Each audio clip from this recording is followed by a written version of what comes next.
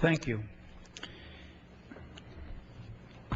Madam Speaker, as Chairman of the Subcommittee on Higher Education, Lifelong Learning and Competitiveness, I rise in support of H.R. 3221, the Student Aid and Fiscal Responsibility Act.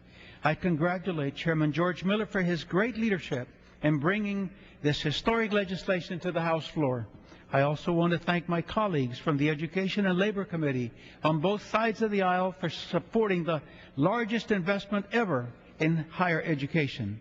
The bill embraces President Obama's educational priorities by helping us to reach the goal of producing the most college graduates in the world by 2020 and makes our workforce strong and competitive.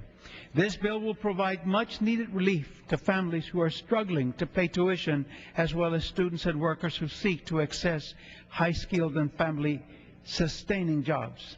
The legislation will increase affordability, accessibility, and college completion rates, particularly for first-generation college, low-income, minority, and middle-class students.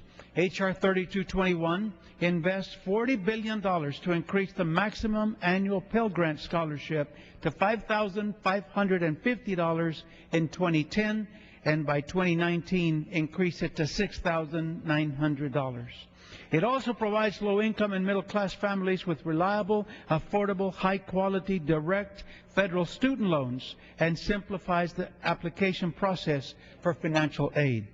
H.R. 3221 strengthens our nation's minority-serving institutions, MSIs, particularly in the STEM areas, so that students can stay in school, graduate, and succeed in our global economy. It does this by investing $2.55 billion in our nation's minority-serving institutions over a 10-year period. We estimate that this funding will reach at least 500 institutions of higher learning. These investments will expand educational opportunities in the STEM fields and support students in staying in school and graduating at our nation's historically black colleges and universities, Hispanic-serving institutions, tribally controlled colleges and universities, predominantly black institutions, and Asian American, Native Pacific Islander-serving institutions. These investments will create a new generation of minority workers in STEM fields, professionals that our country desperately needs to remain competitive in our world. For decades, MSIs have provided educational opportunities for tens of thousands of minority, low-income, and first-generation college students due to their accessibility, affordability, and close proximity to the communities they serve. If we hope to reach President Obama's goals, we must make sure that more minority students are completing advanced college degrees. This bill invests $10 billion in our nation's community colleges to support President Obama's American Graduation Initiative and expands educational opportunities to millions of students who attend our nation's community colleges.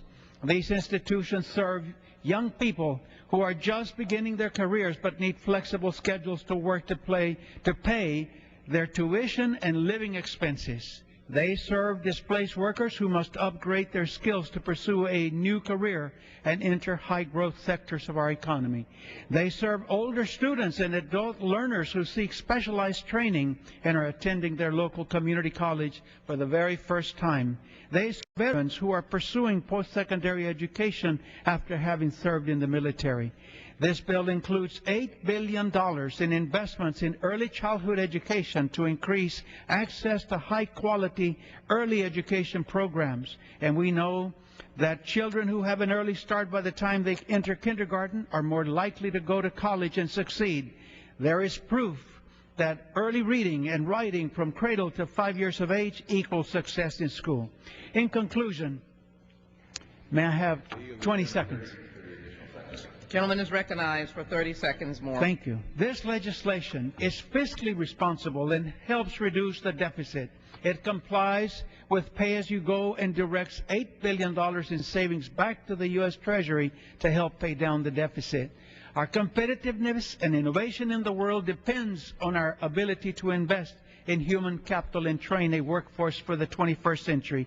I urge my colleagues to support this historic investment in higher ed. I thank you, and I yield back the balance of my time. Gentleman yields back.